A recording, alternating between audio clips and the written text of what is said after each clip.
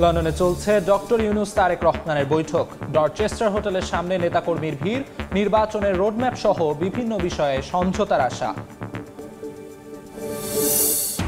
ঈদ আনন্দ সঙ্গী করে এবার কর্মস্থলে ফেরার স্রোত, সড়ক ও নৌপথে যাত্রীদের ভিড়, বাসে বাড়তি ভাড়া নেয়ার অভিযোগ। এবার এক্সপ্রেসওয়ের মাওয়া ভাঙা অংশে বসছে আইটিএস, নজরদারিতে আসবে সব যানবাহন, অপরাধ দুর্ঘটনা কমার আশা। এবং লবণজাত চামড়ার দাম নেমেছে অর্ধেকে, ক্রেতা সংকটে বিপাকে কিশোরগঞ্জের ব্যবসায়ীরা, বাজার নিয়ন্ত্রণে প্রশাসনের নজরদারি বাড়ানোর দাবি।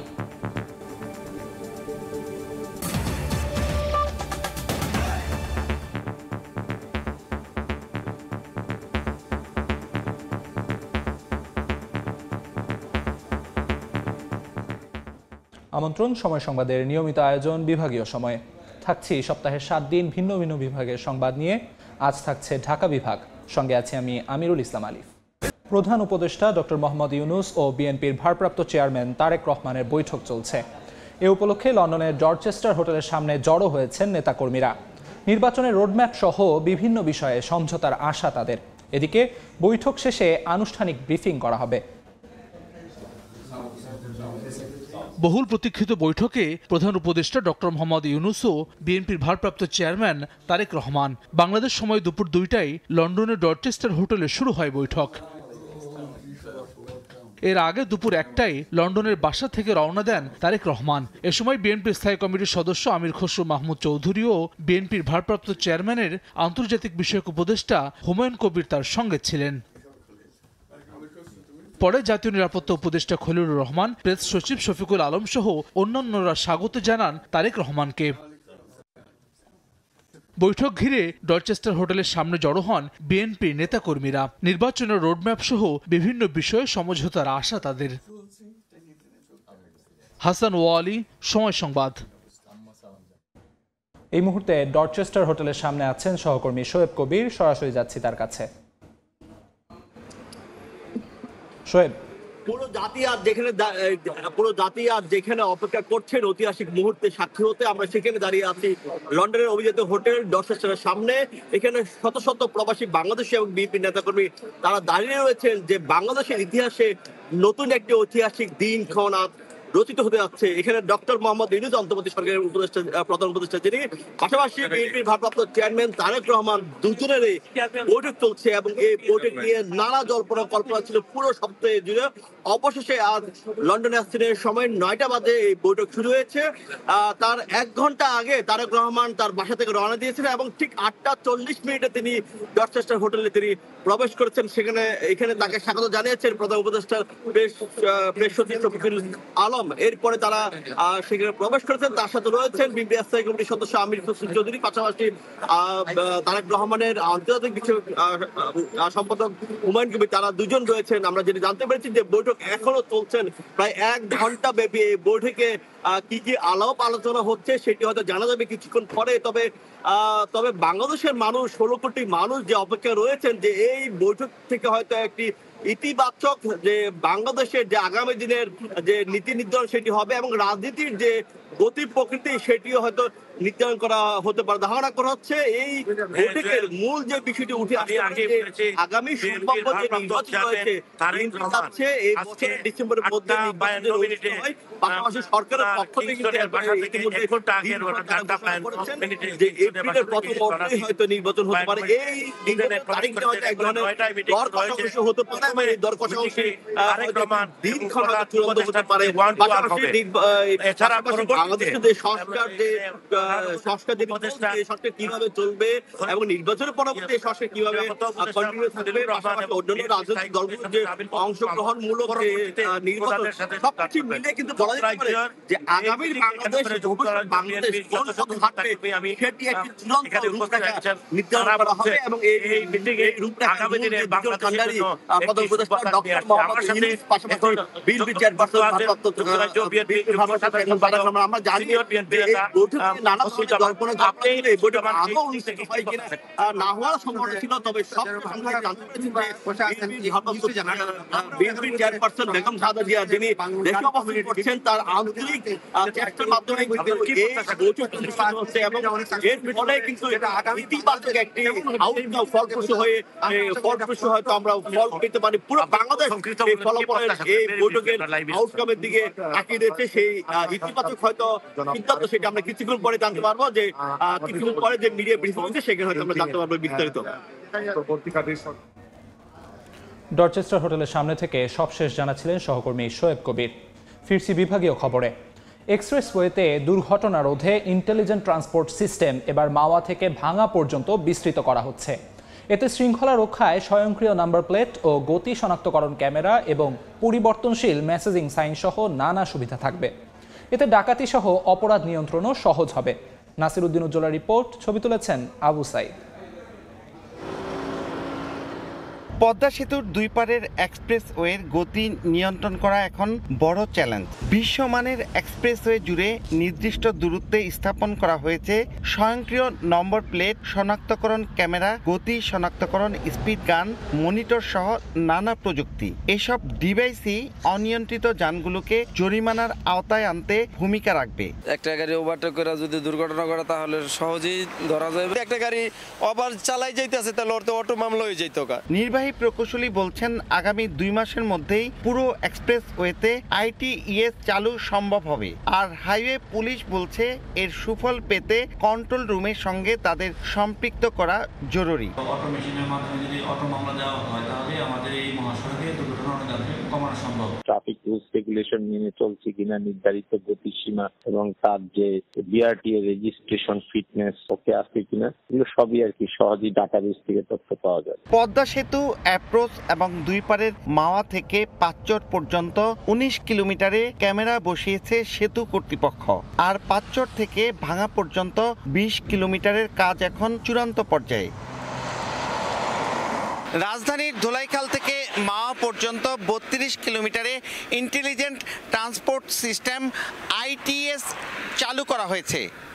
মুন্সিগঞ্জের সমসপুর থেকে নাসির উদ্দিন উজ্জ্বল, সময় সংবাদ। ঈদ আনন্দ সঙ্গী করে এবার কর্মস্থলে ফেরার স্রোত। সড়ক ও নৌপথে রয়েছে যাত্রীদের ভিড়। আরও তথ্য জানাতে এই মুহূর্তে মুন্সিগঞ্জের মুক্তারপুরে আছেন নাসির উদ্দিন উজ্জ্বল। প্রথমেই যাচ্ছি তার কাছে।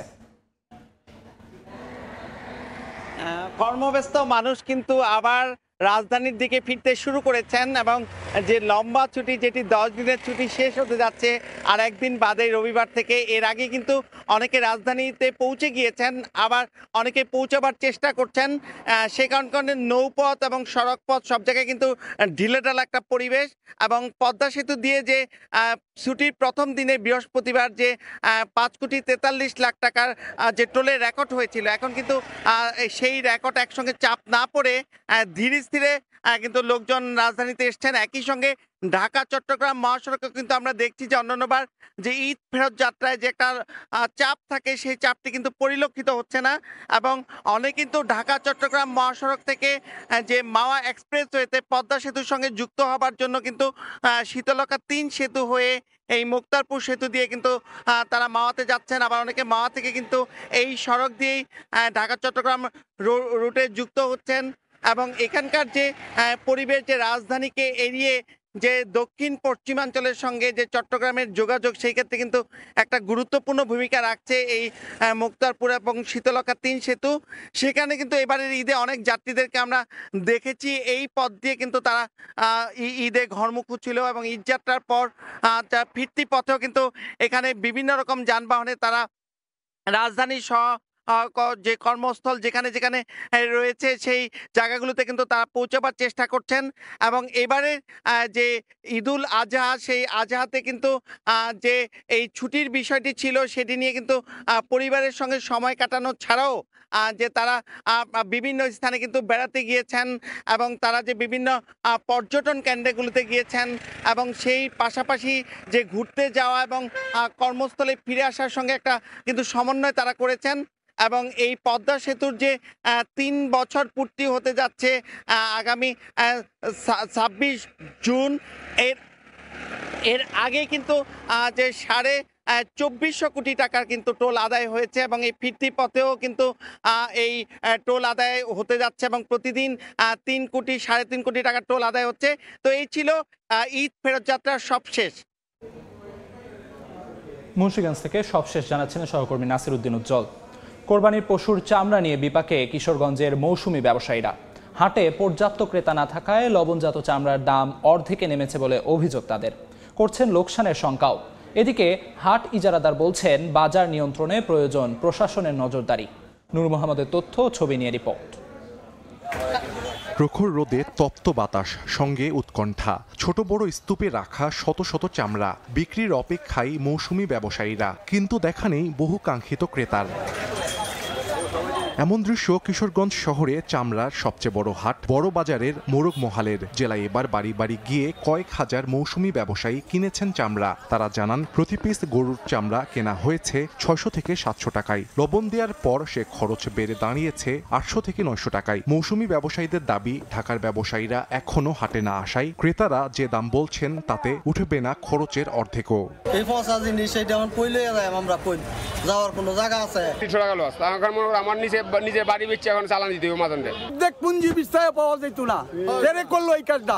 সরকারের কথা বলছে আমরা কিনে না। হাটের মালিকরা একজনও চামড়া কিনতে কোনো লোক আসে না। তাদের কথা হচ্ছে 10 দিন পর্যন্ত যেহেতু গাড়ি ঢুকবে না, আমরা চামড়া কিনে কি করবো? চামড়ার বাজার নিয়ন্ত্রণে প্রশাসনের নজরদারির দাবি হাট ইজারাদারের। সবারই লস হইতে সরকারের কাছে আশা করি যেন এর একটা সুব্যবস্থা হয়।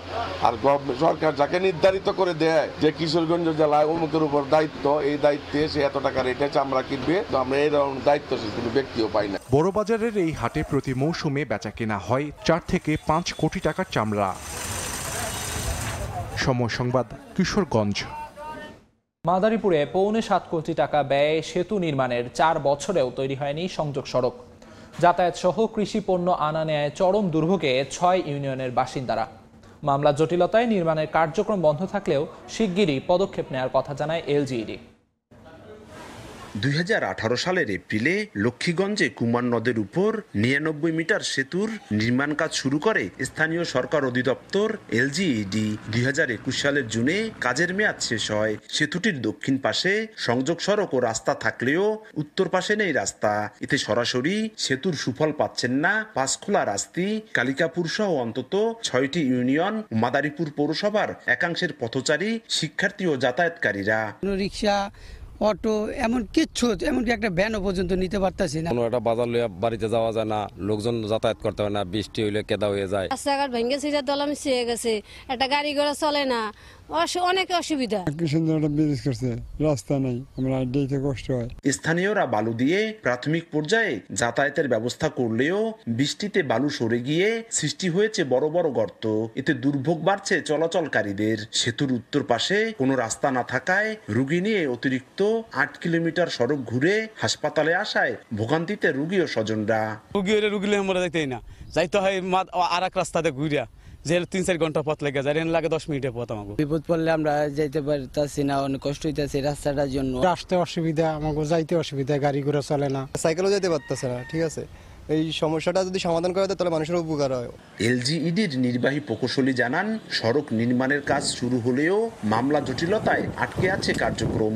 ব্যক্তি মালিকানা জায়গা, উনি জায়গা দেবে না, জমি এলাকা কেস করছে, এখন আমরা আর কি মিটানোর চেষ্টা করতেছি, কোর্ট থেকে যাতে আর কি উঠাই না। এটা সেতুটির উত্তর পাশ থেকে রাস্তি ইউনিয়ন পরিষদ পর্যন্ত 2.5 কিলোমিটার সড়ক নির্মাণে 2.5 কোটি টাকার অনুমোদন দেয় সংশ্লিষ্ট অধিদপ্তর। একটি সেতু কয়েক হাজার মানুষের জীবনযাত্রার মানের পরিবর্তন আনে, অথচ লক্ষ্মীগঞ্জের সেতুর ক্ষেত্রে হয়েছে উল্টো। এজন্য কর্তৃপক্ষের উদাসীনতা আর পরিকল্পনার অভাবকে দায়ী করছেন এলাকাবাসী।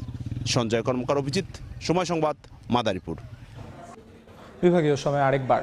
পেঁয়াজ সংরক্ষণে চালু হওয়া মডেল ঘরের সুফল পেতে শুরু করেছেন কৃষকরা। বিপণন অধিদপ্তরের এই উদ্যোগে খুশি ফরিদপুরের চাষিরা। উৎপাদিত ফসল পচে যাওয়ার শঙ্কায় দ্রুত বিক্রি করতে হচ্ছে না তাদের। শিকদার সজলে পাঠানো তথ্য, ছবি নিয়ে রিপোর্ট।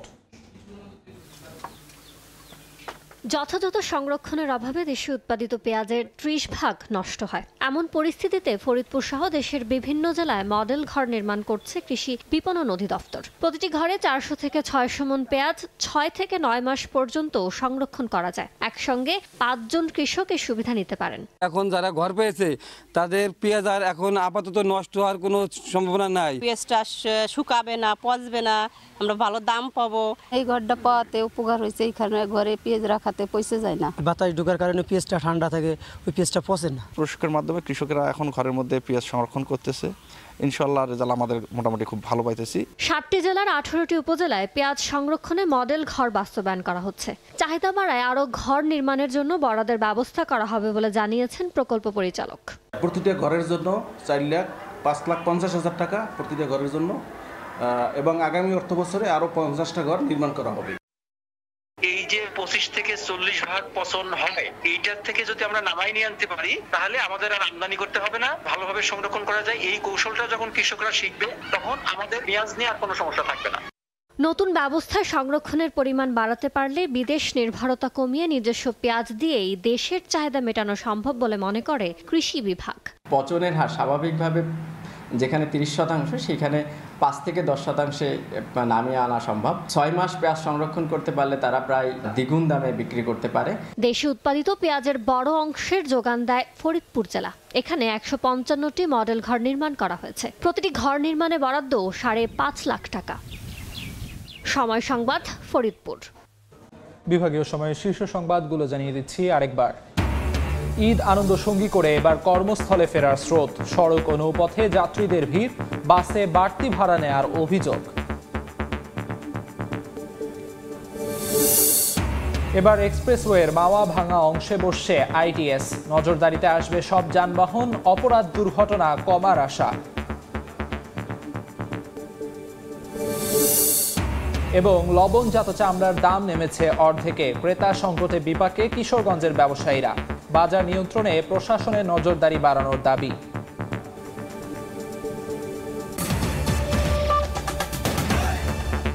এই ছিল বিভাগীয় সময়। আগামীকাল থাকবো চট্টগ্রাম বিভাগের আয়োজন নিয়ে। সঙ্গে থাকুন সময়।